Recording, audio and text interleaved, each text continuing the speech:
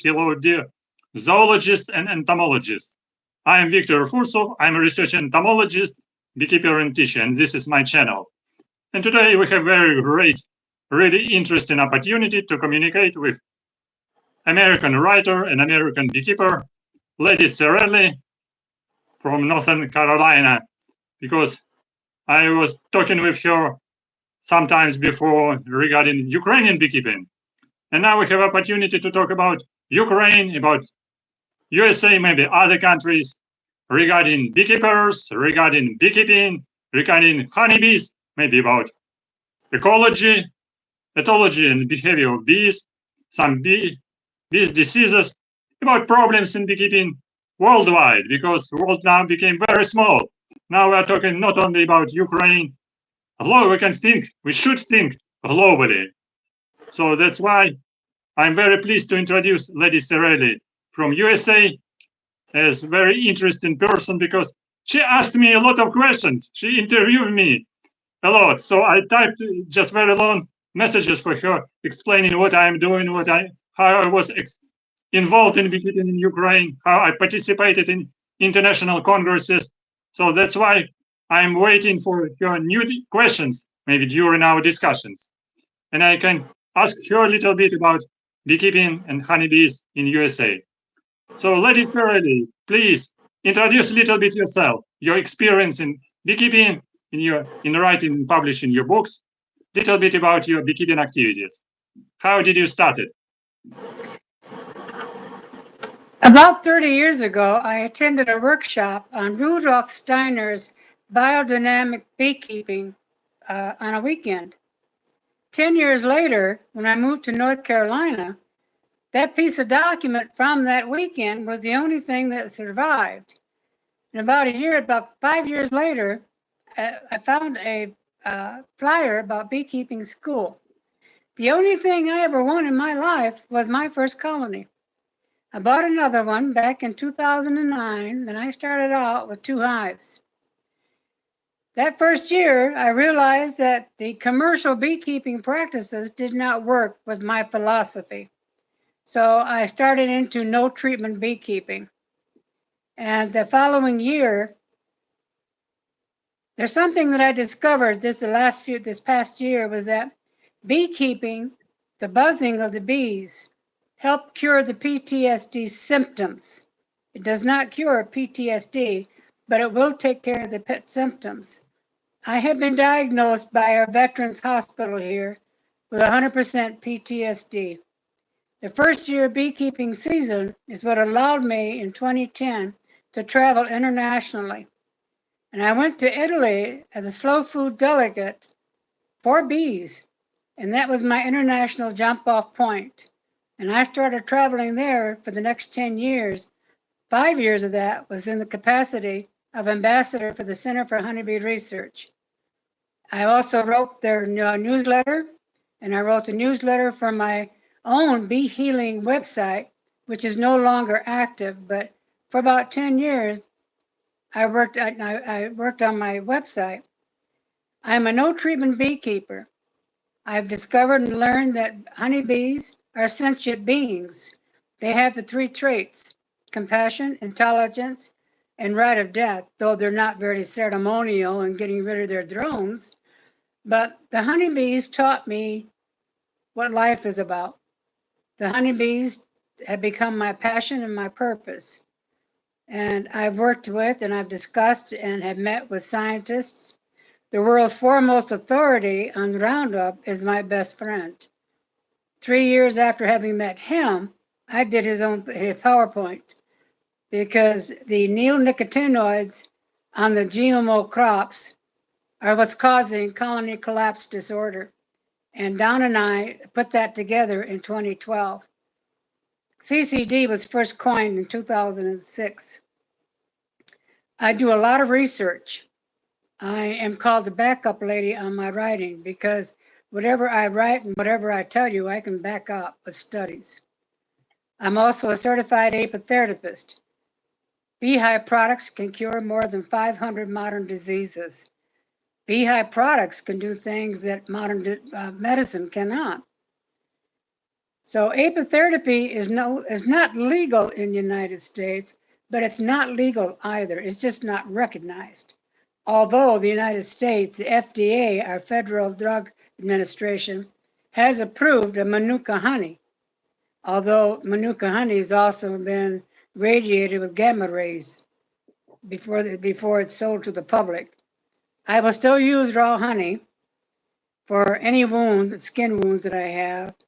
And the bees have taught me my humanity, believe it or not. They taught me to be compassionate to man, because my being PTSD is from a very severe abuse that I will not share online. But I have found this year that the bee buzzing is what helped my symptoms, and that was why I was able to get out there in public.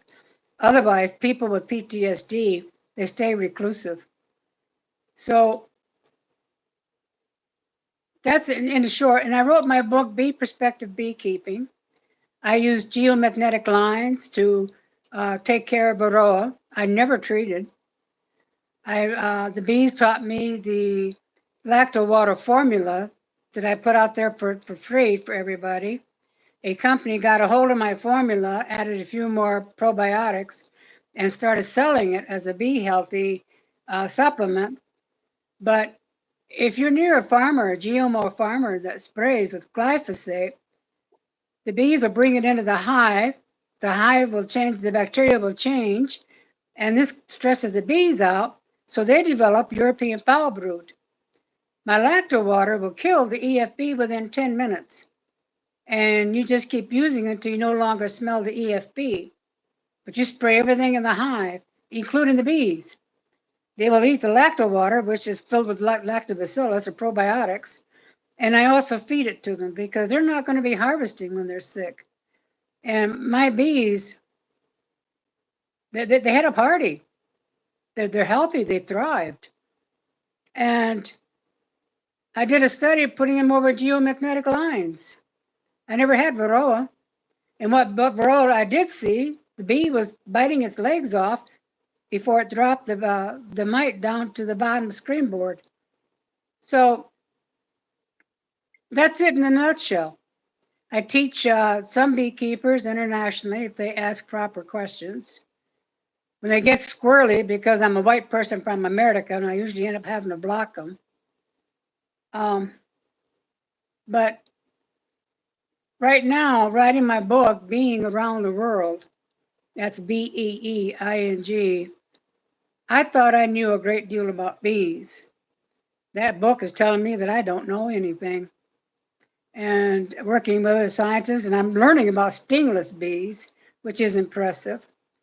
And I did the interview with the director of Entomologia, and found out that he has his own little side business here in the United States. I also interviewed the author, The Mind of a Bee. I think he wrote The Mind of a Bee. It was a bee book. And he works with mason bees, or, solitary bees, because everybody else is working with the mellifera bee. So the bees still have secrets that we don't know about. They taught me how to listen to the wind. They taught me how to look at my environment and see what I could do about it to help them. The bees taught me that being the canary in the coal mine, we are harming our earth through chemicals and sides and mono agriculture, that in the end, the bees will go. And Einstein said that 4 or 5 years after the bee dies, so does man. I don't believe that, but the honeybees are the only pollinator of the over 20,000 pollinators that we have that maintain the integrity of our food, because they do not cross-pollinate. They will stay with one species of food, go back to the hive, clean up, and then go back out and harvest more or pollinate. Without the honeybee, we will no longer have hybrids. Heirloom food. So if you look at an apple and it's kind of gnarly, it has a little dent, It was probably pollinated by a wasp, but if the apple is solid and whole, it was pollinated by a honeybee. So, and I feel that the honeybees, you know, that they're taking me into the world on an altered state on one of my inspections. And in that altered state, I listened to a music that I know was for 10 minutes. And I wasn't worried because I always recorded my inspections. And that night when I went to my computer to translate my inspection, I went to that hive and all I got was 2 minutes of nothing on my transcriber or my recorder. 2 minutes of nothing. No wing, no sound of bees, wind, nothing. And then I heard my voice continuing on it was I kept that recording for 6 months. So the honeybees is the most fascinating animal that I've ever met in my life. They saved my life. And that's why they are my purpose. That sounds really great, because in Ukraine, honeybees are considered as a sacred creatures, so which are recognized by the god. So that's why usually Ukrainian beekeepers were very careful removing frames, were using brush very carefully. We do not use usually just kind of equipment when honeybees crowding and flying around in a huge mass. We're very careful about each honeybee can be removed from one chamber to another chamber very carefully. So just to use veil, to use brush, and very carefully take care about them.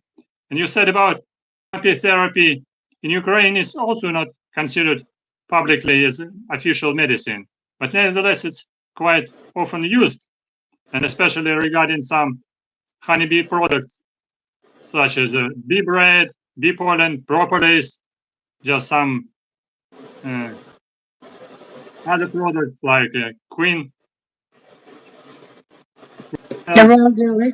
royal jelly, some dead dry bodies, which I used as well, just during the mixture with alcohol, for example. So, and also stinging, Bee venom. So using bee venom. I used to sting for Lyme disease, which is prevalent, yes, because Lyme disease has a lot of co-infections, and I've had success with it. I have been reading about it in some public messages on the internet. So that's after treatment with honeybee venom, it was some progress in treatment of Lyme disease. That's right.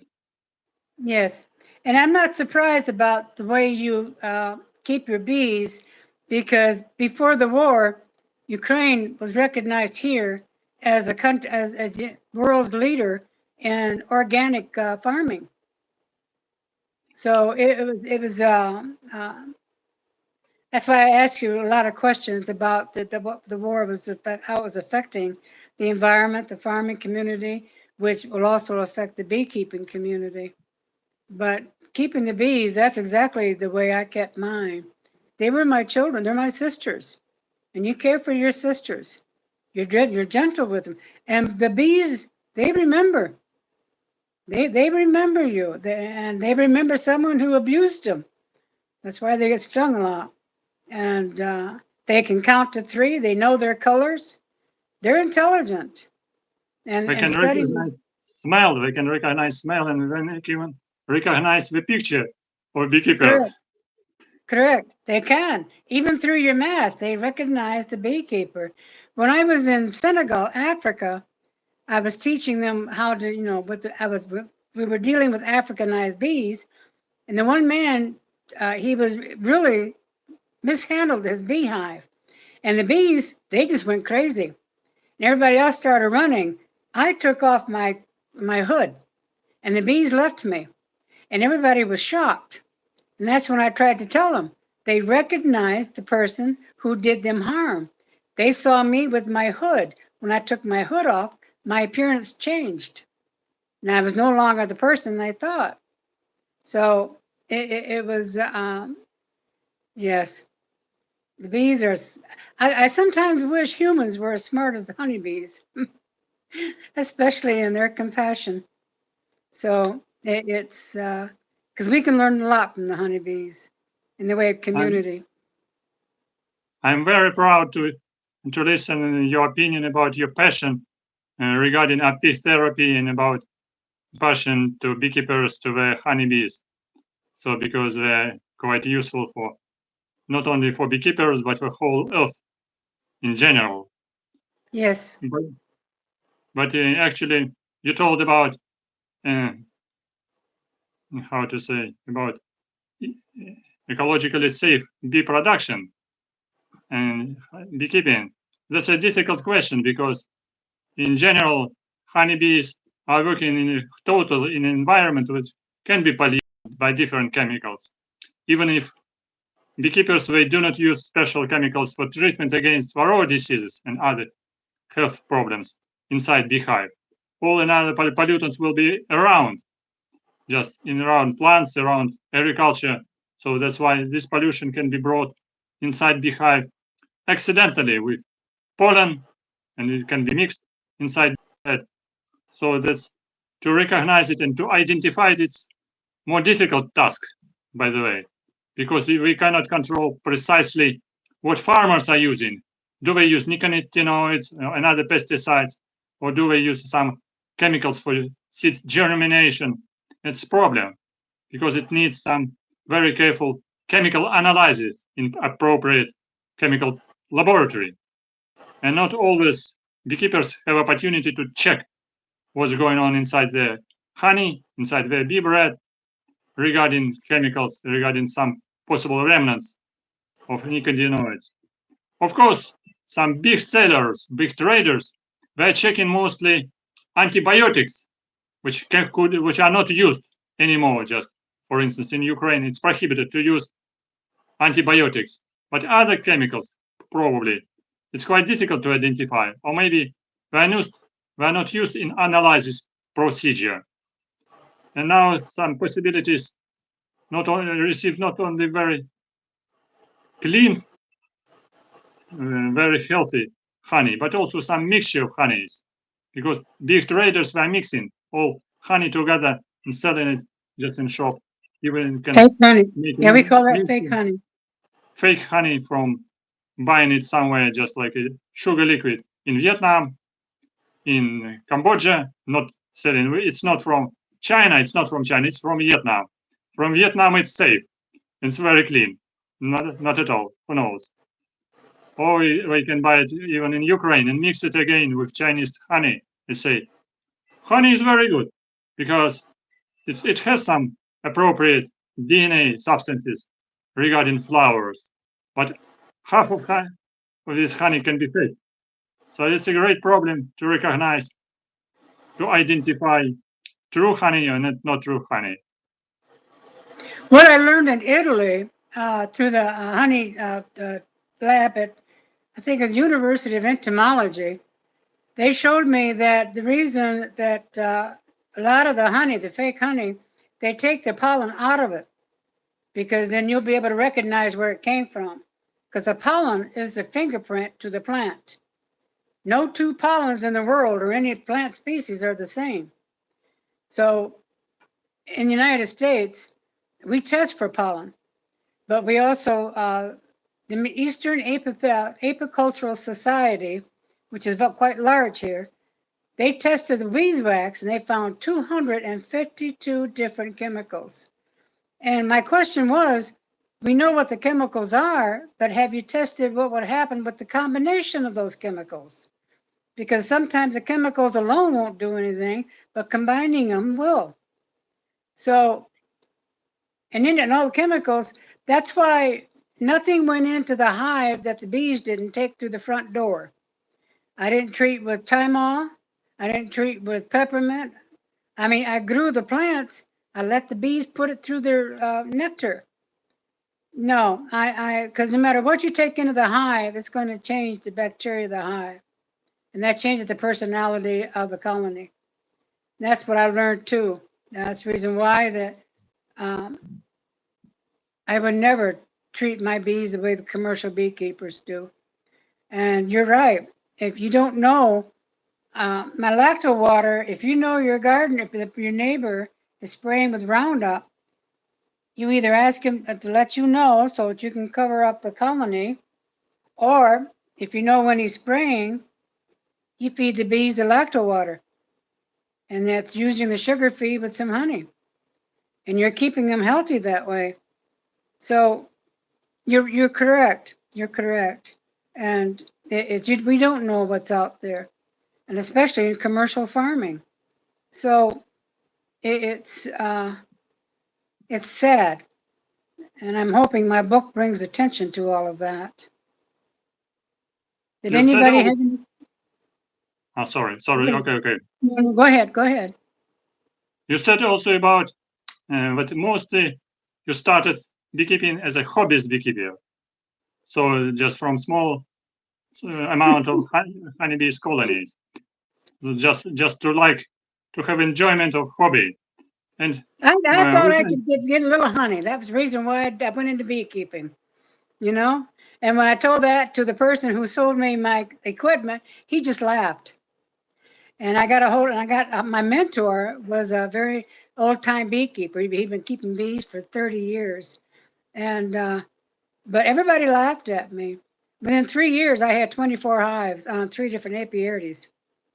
And doing my own study for the center and doing things out of curiosity, especially putting them over geolines. Geometric lines are lines that be 200 feet below the earth, 30,000 feet in the air. Migratory birds use these geolines. The land animals, they use these lines. Your ancestors used to walk these lines when they could, because I can still feel them. So I put my bees over them. In the first year, now usually the larvae or the eggs are laid in a circle. Well, the eggs were laid in the front of the hive. The next year, the eggs were laid in the back of the hive. And the third year, the eggs were laid in the normal pattern. So it was fascinating to watch, but the bees over those lines thrived. They gave more honey because the geolines vibrate at the same energy hertz as the honeybee does. And the varroa do not like it because the varroa vibrates at 19. The honeybees and the geolines vibrate at about 250 hertz. The varroa don't stay around, but they don't go in. So and I've proven that. And I've got a couple of people, even one in Australia, that's using the geoline, and he's found the difference in them. So, and he was skeptical. So he put one hive off, and then he put another hive off, and so but people are learning that the information I put out there is real. It can be researched because I provide the studies, and I'm very careful about what I provide in the way of studies. But but I really would like to have gone to Ukraine prior to the war. And because I know you folks are organic, I know how you folks treat your bees. And especially with the interview with the beekeeper that I did that you provided. And so it was, and I thank you for that, by the way, for both those interviews. thank So you my very question much for does your anyone else interest. have a question? Thank you for interest in Ukrainian beekeeping. You're welcome. As I mentioned in some of my sentences in describing Ukrainian beekeepers. So the founder of Ukrainian beekeepers was Petro Prokopovich, the famous Yes. Ukrainian. He not published all these books himself. This is his followers in Ukraine. They published it 10 years ago because mostly of his old papers in 1812, 1840s, 200 years ago, were published in Russian language. So his Ukrainian followers, Ukrainian beekeepers, published all his books in these 3 volumes, 1, 2, and 3, in Ukrainian language. Just made special translation of all these publications as just heritage of Ukrainian beekeeping from old generation to new generations. Maybe and actually Petro Porkovich discovered quite interesting features and behavior of honeybees, and he introduced movable frames to Ukrainian beekeepers. So like Dadant, one straw into American beekeeping technology as well. So that's why this name is written here in Ukrainian Petro Prokopovich. And this is Ukrainian hive, and this is first Ukrainian Petro Prokopovich beehive.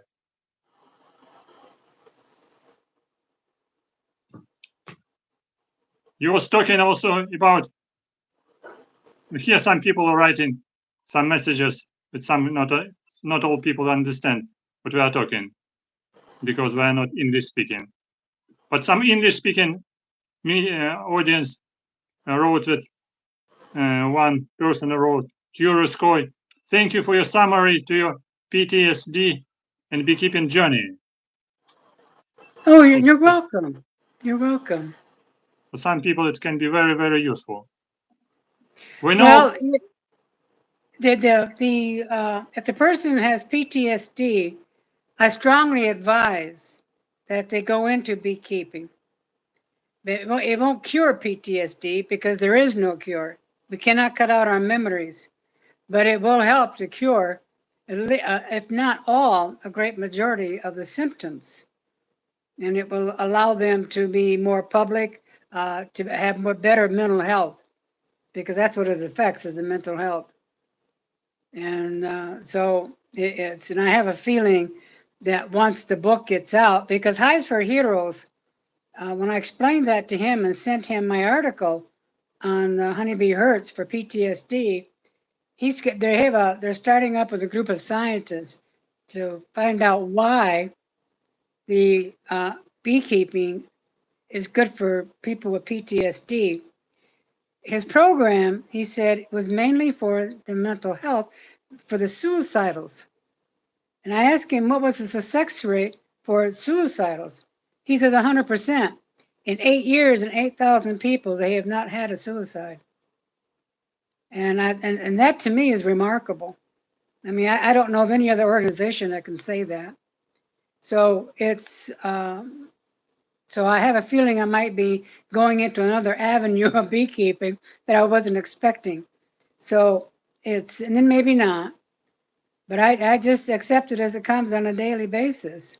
So we were affected by Hurricane Helene, and we have not had a hurricane in 150 years. But it took something out of me. I couldn't write, I couldn't create, I couldn't do anything. And I was not the only one. We've lost cities, little small towns that will never come back. And a few of them they're repairing. And we have people, and that was back in the end of September. We have people back in the higher up in the mountains that still don't have electricity or water. So so the beekeeping in that area was affected. But it allowed me to connect with others regarding the beekeeping community, how I found the Hives for Heroes. So no matter how negative things happen to you, they will eventually lead you to something that's going to be positive. And I believe that firmly. The bees taught me that. So, and the two things that I can suggest for beekeeping, number one, you watch them. And number two, you listen to them. They will teach you. They will teach you about everything. And you watch where they get the nectar. And you will understand that the nectar that they get, the reason why the honey is healing, is that the nectar that they're getting from the certain plants, the plants have the abilities of the chemicals that's going to heal you. I'm also an herbalist, master herbalist to be exact. My certificates can line the wall, my certificates and degrees. And, but, no, it's listen to your bees and treat them as you would your children. And if you need to, go get your parenting book. Get a good mentor to help you. That's one thing that I'm finding that is really sad. Every parent with a child thinks they know what their child needs. Whereas as beekeepers are the same way. Doesn't matter what everybody is saying, doesn't matter how they're teaching, they know what they're doing and they're doing it their way. So, and that's, Sometimes I chuckle and sometimes I just shake my head and walk away. But Yes, anyway, in many cases, some beekeepers saying that my honeybees are my children. yes, they're my sisters. They're my Yes, sisters. And and actually keeping honeybees, this not like keeping some small tiny pet at home, like tiny dog or no, cat. That's a more complicated way because this is a huge colony, or just in Ukrainian we say this is a colony, a family of small sisters. So their behavior is very complicated. We learn from them and they teach us.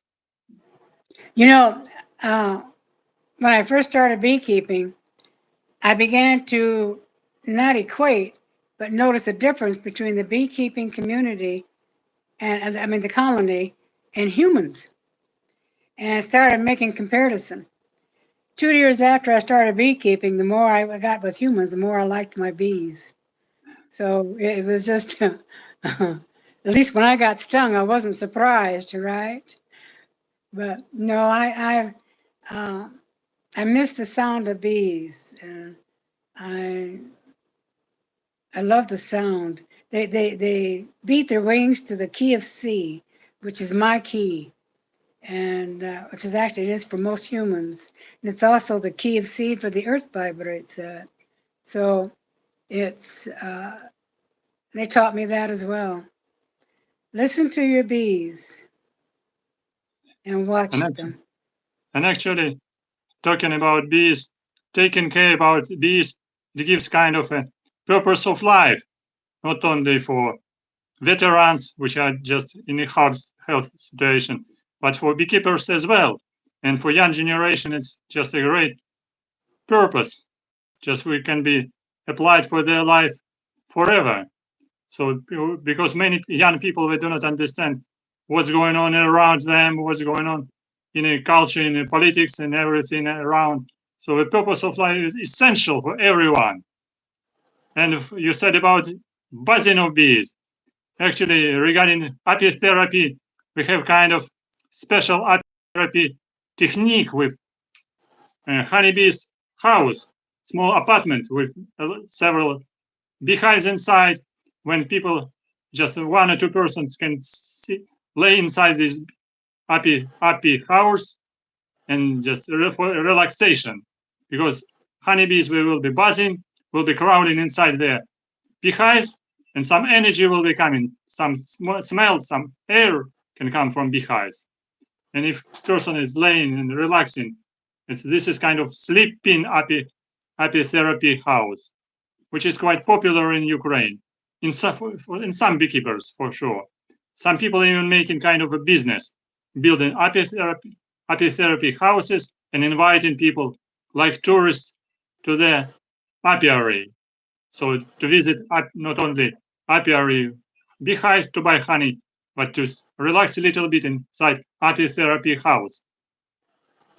I had one. I designed one and built one on wheels, and I no longer have it. But a friend of mine, she experimented, and she put a hose and a mask on top of a beehive, and a man was diagnosed with a coin-sized tumor in his lungs. He spent 20 minutes 3 times a week breathing bee air, and in 2 months' time, that tumor was gone. So it's not just the noise, it's not just the air, including the larva or a dead bee body. Everything about the bee is healing. Everything. Except the frames, of course, but I mean, all the beehive products, it's healing. And I have PCOS, which is polycystic ovary syndrome.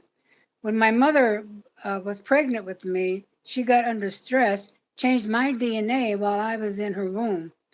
And as an older person, I could not have children because it changed my hormones. And I'm just now taking drone larvae to change that around. And it seems to be working. So because we have our voice gets deep, we're muscular, we maintain our testosterone, we have a barrel body, And right now I'm 81 years old. And I was born with a heart murmur.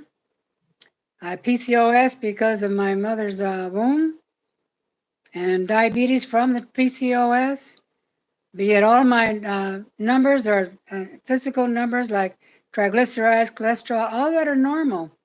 Beekeepers last longer than most other people with these similar problems. I have actually, I'm an amazement in the medical field because I survived a 90-second VTAC episode, after which people usually die or they stay sick. My heart came back to normal. Took 18 months, but that's because of my heart murmur. So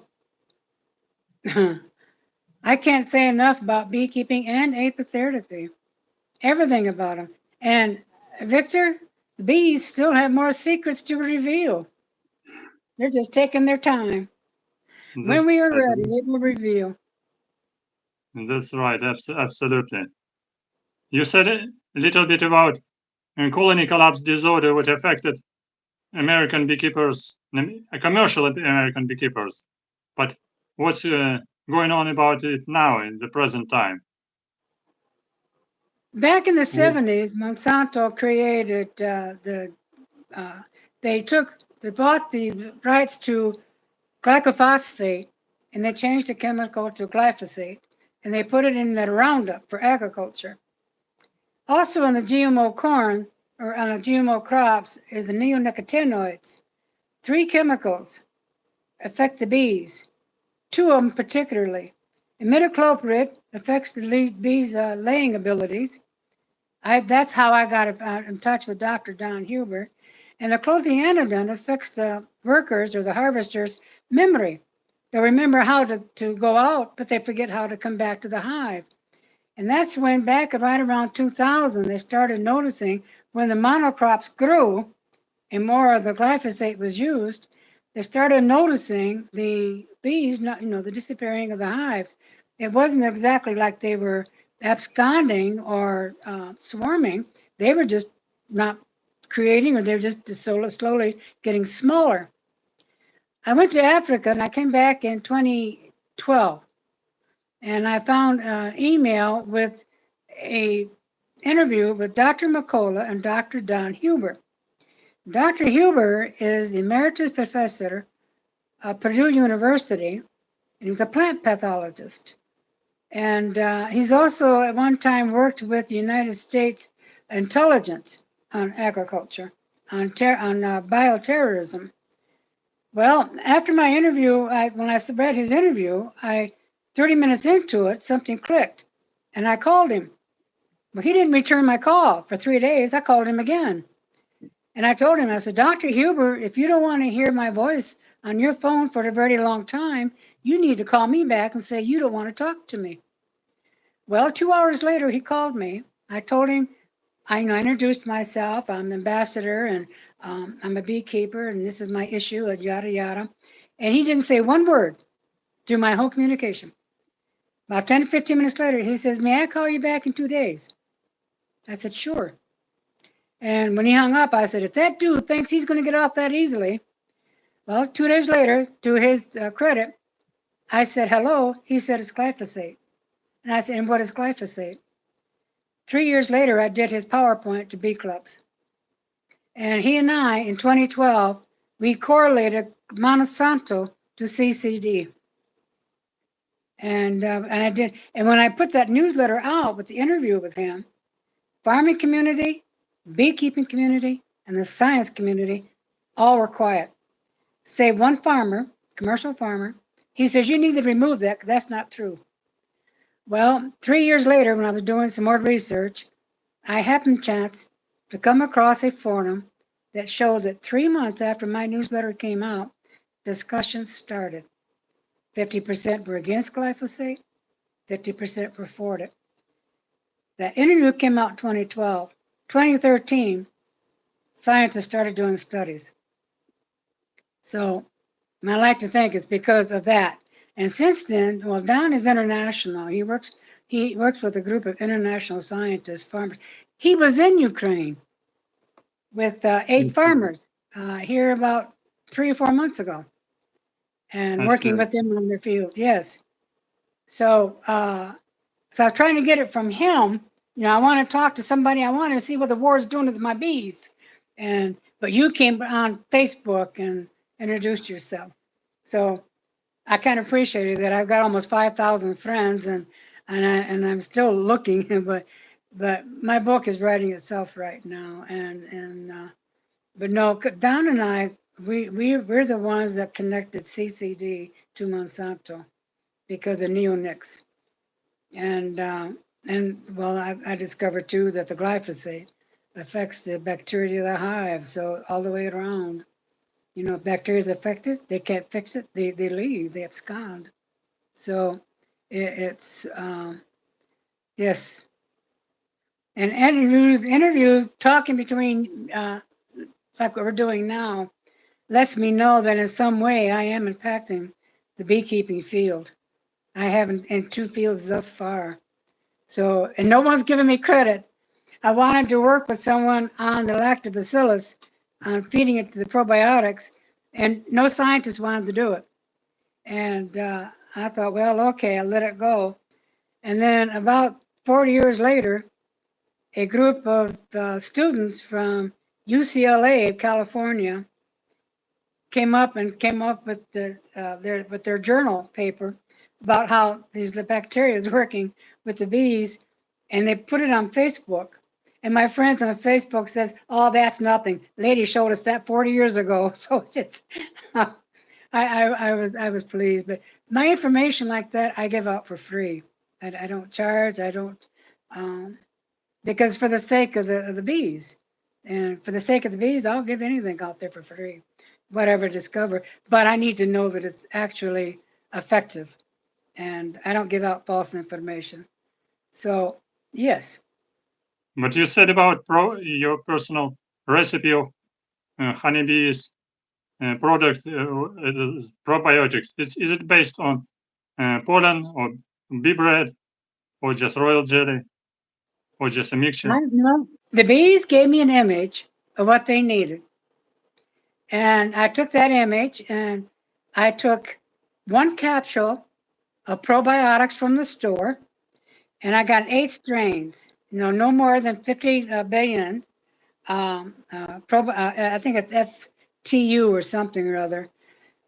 But 8 strains, and you put 1 capsule into a cup of tepid water, 2 tablespoons of that into 1 gallon feed, and then you add 1 tablespoon of vinegar, because when you put the vinegar with the sugar and the lactobacillus, within 3 hours, that whole sugar feed is filled with lactobacillus. You can see by the bubbles at the top, and that's what you feed your bees. But I got curious because then further research indicated that Lactobacillus casei is in every element of the earth, including the earth. And this is what glyphosate is killing. Groundup kills the lactobacillus. It kills the Clostridium botulinum in the soil. Okay, and so and when you kill the lactobacillus, you allow the botulinum to come into the plant. That's where Salmonella, E. coli, and what's the other one? The third one. These are the bad bacteria coming up into our foods because of the Roundup. But when I gave it to the bees, I got curious. When I found out that L. casei is in everything, that's when I went to the 10th strain. And you thought that they were at a party. So, and it's very easy to make. But the formula you put in the refrigerator if you need to feed that, but you only keep it for a few days. And but it's very cheap to make, very cheap, and it's very, very effective for the bees, very potent, and very safe. And the bees, they're smart. If they don't need it, they don't take it. They won't take it. So, but that's my formula. And if I use honey, I like to put one pint, 1 cup of honey into a gallon of feed, and that's what helps to multiply the bacteria. And and it helps to multiply the bacteria that it was not in the probiotic capsule that I had. So, but I do not add vinegar to that. The bees that will multiply by itself. So and the bees taught me that. And I don't care if people believe me or not. It doesn't matter. So it's, and the bees, they taught me how to listen to the wind, to help me when storms are coming. I was shocked one day. I was in my hive and the bees kept batting me. They even kept stinging me. What's the matter with you? So I got out of the hive. Cloudless day, not a cloud in the sky. 2 hours later, we had a thunderstorm. The bees knew that. They were telling me that. So if I'm in the hive and they keep bucking me, I get out of the hive. They're telling me something I don't know. That's what I Right, mean by right. you watch your bees and you listen to them. And That's right. sometimes there are private things going on the bees don't want you to know about. They don't want you a part of it. So it's listen to the bees, and they will take care of you. Thank you very much for your interest in Ukrainian beekeeping and in global and international activities in beekeeping. So you visited different countries, so you improved some beekeeping techniques in different countries. Which country did you surprise the more than others? Well, actually, I've come across apitherapy people who keep their bees, and like one of them, she feeds them zeolite, and zeolite is a natural chemical that's healthy, and it keeps her bees healthy. Another one, and I'm learning about stingless bees. They don't sting, but their wax. I thought I was fascinating to find that when they build their wax, they add the propolis in the wax. So the wax takes on the properties of the propolis. So when you use the wax for bandages and things, it's far superior to how we're using our beeswax. And it's also the honey absorbs properties from the propolis that's in the wax, and they don't make much of that, but it's which makes it priceless. But their honey is far more from a stingless bee is far more important than the honey from an Apis mellifera. The people in Africa, when I tried to, like one beekeeper, he was like you're talking about how gentle your Ukrainian bees are, your beekeepers. They're gentle, they move slowly, they don't make loud noises, which is what bees appreciate. So I was showing this one man in Africa on this huge standard concrete hive. I mean, the bees were going crazy. I finally just pushed him away, and I said, "Hold on." Told my son, I said, "Translate." And so I explained to them, and I found it fascinating in how I started at one end on top of the frame. This is like a top bar setup. The bees were over here. And I moved across the center. The bees moved over this way. By the time I got to this end, the bees were over here. But they didn't sting. They weren't. And I tried to explain to him. And yeah, I understand. We went to another hive and he just forgot everything I showed him. But now that fascinated me about the Africanized bees. I mean, these words is the scutellatus, and I just I can share everything I've learned, and everybody I've talked to, everybody has shared something different in the way of apitherapy, in the way of beekeeping, in the way of geography, how the forestry bees, honeybees, have better honey, better quality honey than those in crops. It's and I've almost got all of my. I just need a few more interviews, especially from farmers. And I find it curious that I don't find very many farmers, but guidance will provide that. And it's. But I'm also finding that a lot of these, like hives for heroes, they started out small, and now they're becoming global. I found out through the Spikenard farm fascinates me, and they're very spiritual beekeeping. I'm discovering a lot of people going into the spirituality, which tickles me, okay? Because that's where we actually understand or totally accept the bee, is through the spirituality.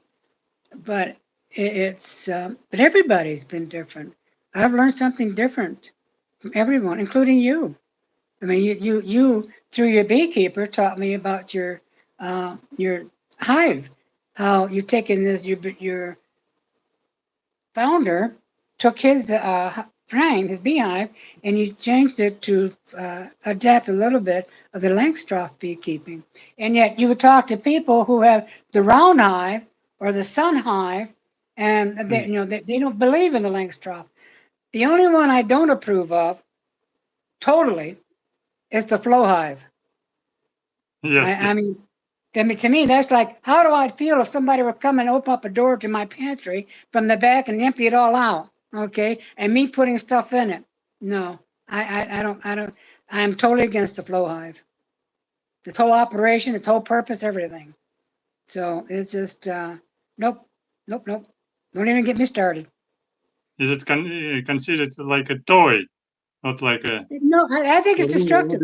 I think it's very disruptive. It's very, it invades their privacy. It steals from them without letting them know. Like I said, it's like if I were to walk into my pantry and it was full, and then one day I go in there and it's empty, and me not knowing how.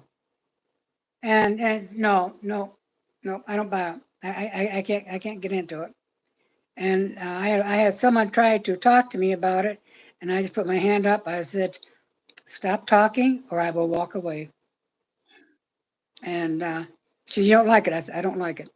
And that's all that needs to be said. So it's, no, I do not like the flow hive. I watched the videos of it, how it works, how they built it, and the why. They think it's expedient, efficient. No. To me, it's very invasive. It's very unnatural. And I just think it's just the lower end of stealing from bees. I really do. And I think it's harmful to the bees. And if I tried to go to teach someone and they want to go into beekeeping to treat the bees as a commodity, I will tell them to go find another teacher. Because you can't really make honey from money, make money from honey and honor the bees. You really can't. You can do it in other ways, but it's that's like exploiting your children. And I can't do that. I can't do that. So if that makes me wimpy or weak, so be it. Actually, we are thinking, when we are talking about commercial beekeeping in the United States, we are thinking about large-scale commercial beekeeping, just with purpose for pollination activity, with payment for pollination.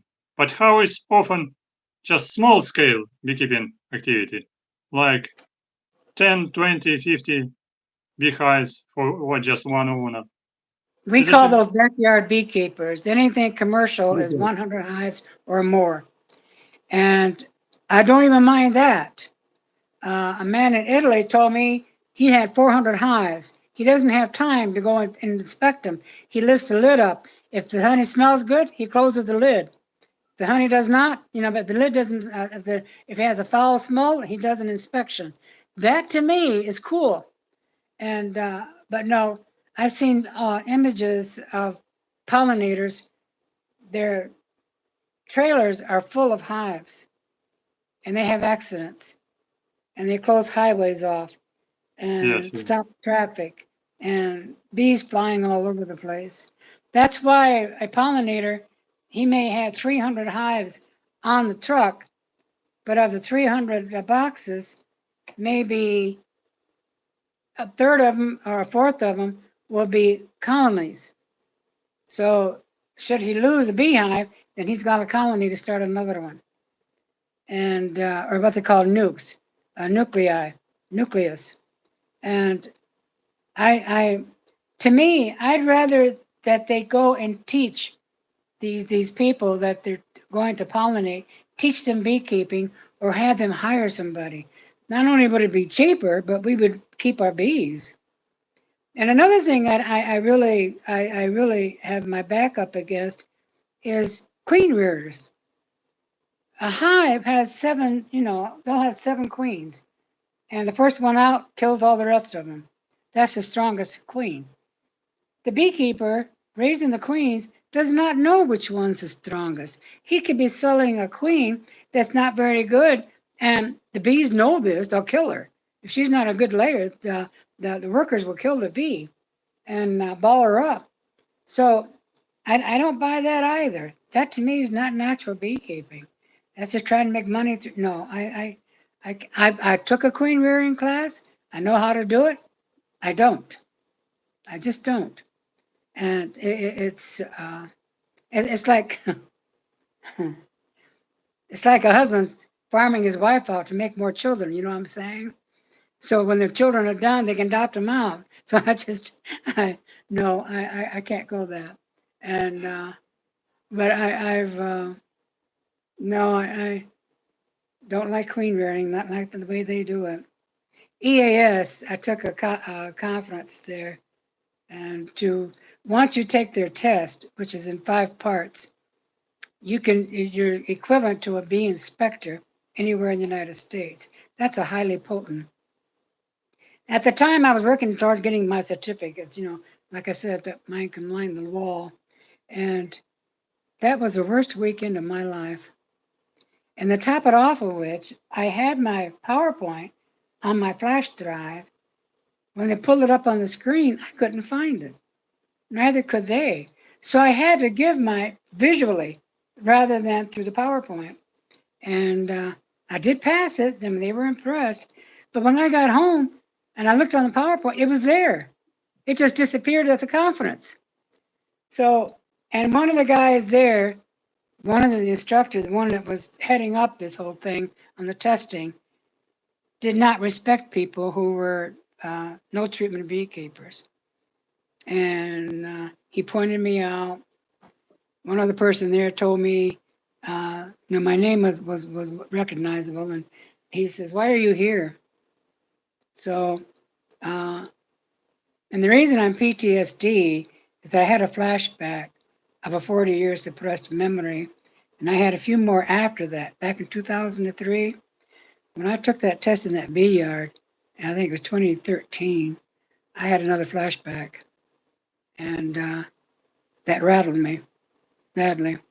And so after all that, I just deliberately failed my written test. And I knew I wasn't going to pass it. And I was through getting certificates. That was the last time I attempted for certificates. You know what you know, and the paper's not going to show it. So, Right. Anyway, but yes, and I'm just in my own little corner of my world up in my mountains doing my thing. And I never realized how out there my name really is. Because right now I'm teaching globally. I connect globally. And in fact, I just got a thing through WhatsApp from Bahrain this morning asking me how I'm doing. And I'm teaching beekeepers in Africa. So it's, and I have a feeling I'll be mentoring through Hives for Heroes. So I would teach anybody who is serious about beekeeping if it's no treatment. If they want to treat their bees or go commercial, I will gently suggest they seek someone else. So Your story about glyphosate was very impressive. It's really quite visible that some chemical companies just in public media just made a huge pressure on opinion of public and an opinion of beekeepers and other people just to stop discussion about glyphosate and other chemicals. Oh, Don wrote a letter to EPA, Environmental Protection Agency, and somehow a journalist got a hold of it and put it online. And that's when his started. That's because he retired. And that's when he started. And that's when he got in and started doing speeches around the world about farming and glyphosate because of that. And then when he and I connected, he started referring people to me, especially other farmers that are with their bees dying. But no, he's yeah. I'm humbled. I'm impressed that all these scientists would even talk to me. You know. So what you got in your hand there? I want to show you and my friends these frames, which I described in my interview about Ukrainian beekeepers and these beekeeping activities. So I explained you about Ukrainian beekeeper Vasil Priyatelenko, who invented special frames. And the most important part of this frame is using just this metallic top bar, which is quite unusual. So this was a kind of his personal invention for decade. Actually, he used it already more than 10 years.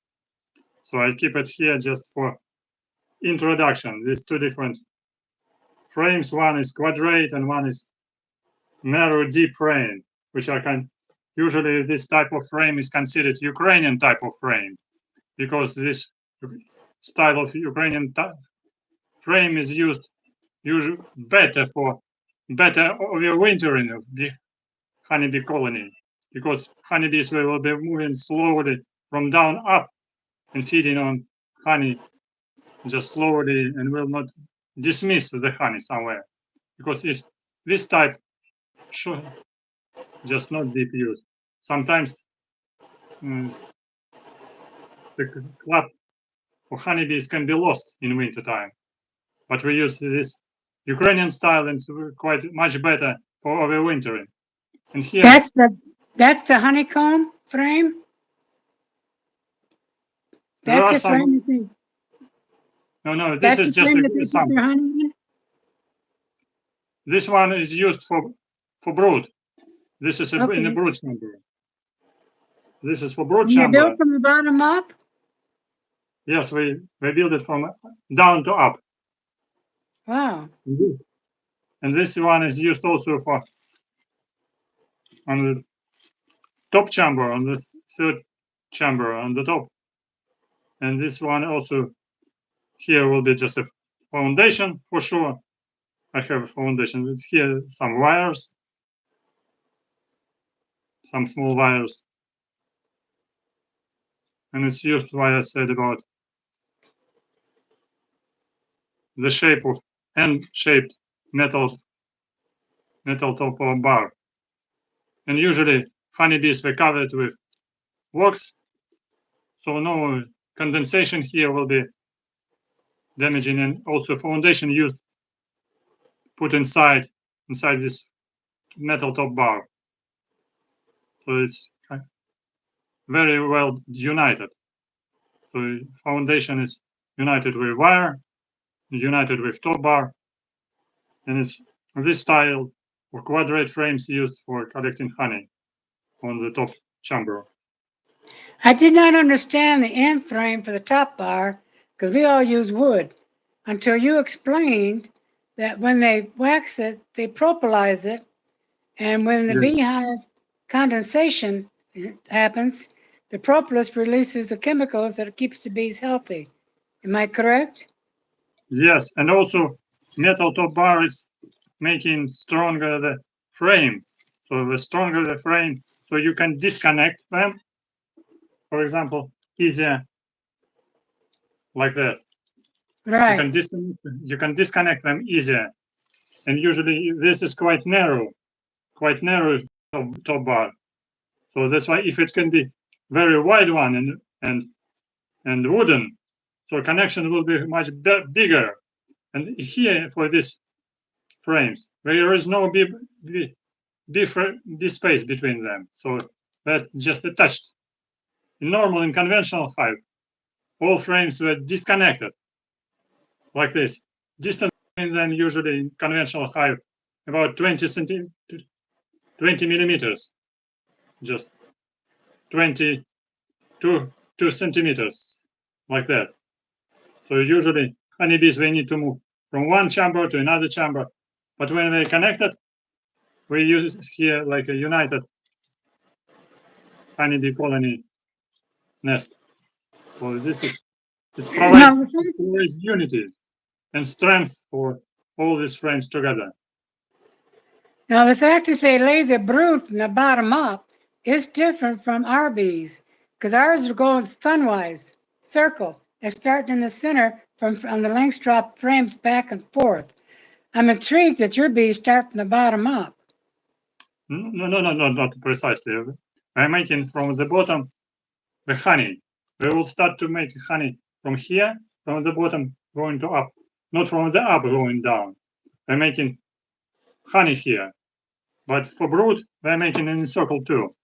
We're making in a circle here too. So usually, if this is will be brood chamber, it can be completely covered with in the brood. center. But sometimes, if it is extra space, we can use also this for collecting honey. So sometimes, but we're putting here on this frame honey from down to up.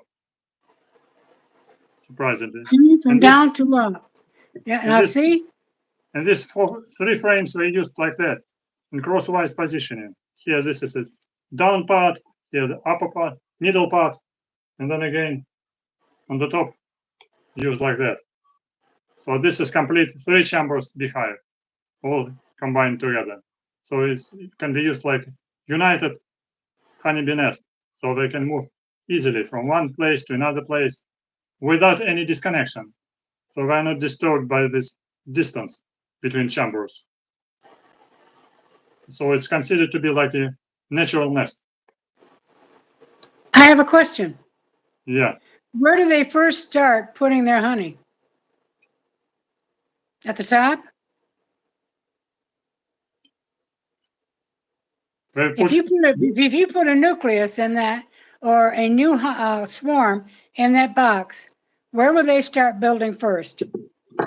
To make a nucleus, we need to use one chamber with this type of frame. Okay. So this will be brood chamber. If swarm is small enough, it's good enough to use only just one chamber. If we have huge swarm, we can put it like that. So they start brood here and then continue brood down. And where do they store their honey? And at the top of that frame? For honey, we can use only the next one. We've cleaned only with foundation. Because down there will be frames. Down there will be frames with combs, so they will be filled with larvae. Here will be larvae, so they can be both with larvae. And honey will be only here on the top.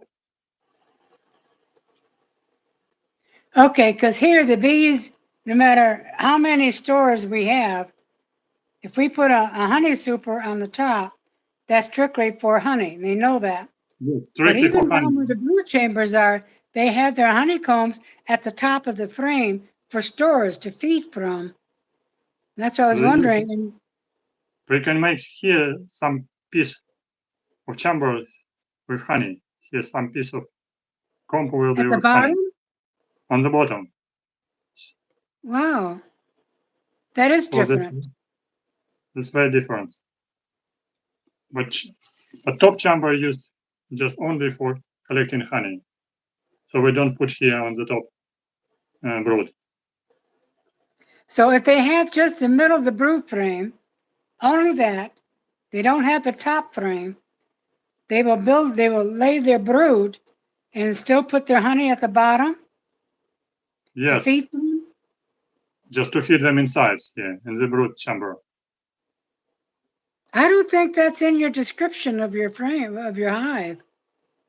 In general, not in general, it's totally no separation. There is no honeyman plate here, no separation for queen. Sometimes queen can come down and can come up. I'm going to go over your interview again, because I don't think that's explained that way clearly. So it's brood center, this is correct, but honey from the bottom. Honey from the top. Ah, yes, you mean just the honey from the bottom? Yeah, on and the frame. brood frame alone, Yes, yes. okay? Because here, honey is used as an insulator. In our frames, doesn't matter the box, the honey is on the little bit at the sides and at the top. The male drones are at the bottom in the corners. The brood itself is in the center. So that's where ours do it. All of our bees, including the African bees, the scutellatas. But no, the way your bees do it, that's different. That's really different. So has to be because of the construction of the hive itself, the way the frames are fitted in there. And this small frame considered to be more useful because it's lighter, not so heavy, and it can be used just for smaller colonies as well. Or not necessary to have a huge colony to complete the huge hive with more frames. So that's why, especially if there is a flower resources not very huge around. I see a couple questions, Victor. Yeah. Lactobacillus with sugar water and vinegar. That's my yes. Your recipe. Yeah, and the other one I think might be leaving. I wish you a good talk. So thank you, Lady Cerelli, for your interesting self-introduction, your interesting stories. So if you have some additional questions for me, just let's go. I will do that. I will do that. So thank you kindly, Victor. You have a good day. Thank you for kind communication. Thank you for discussion. I was very pleased to communicate with you. See you. Same here. Thank you for the honor. On Facebook, and we go out of stream. Yeah, see. Okay. I can only ask you only some interesting bugs in Poland. What does he mean by interesting bugs? Do you want to show them? I can share with them that if they put the hive over geo lines, he won't have the bugs. Because most insects, other insects, cannot vibrate at the same hertz the honeybees do. Okay, he can Google geo lines online. They were originally called ley lines, L-E-Y lines, but you douse for them like you would for water by using metal wire. And when you walk across the land, then concentrating on your feet, not on the wire, and the wires will move this way or this way, and wherever they move to is where you put your hive. Like this. Yes. Okay. Oh, thanks for help. Yes. Like two different lines. So they use like this. Correct.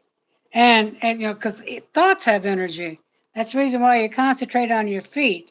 If you concentrate on the wire, they're not going to do anything. And the geolines are anywhere between 4 inches to 4 feet wide. It can be anywhere, but but just walk it, and it's easy. It's easy to do. Then you mark the spot where they did this. You mark the spot. That's where you put your hive.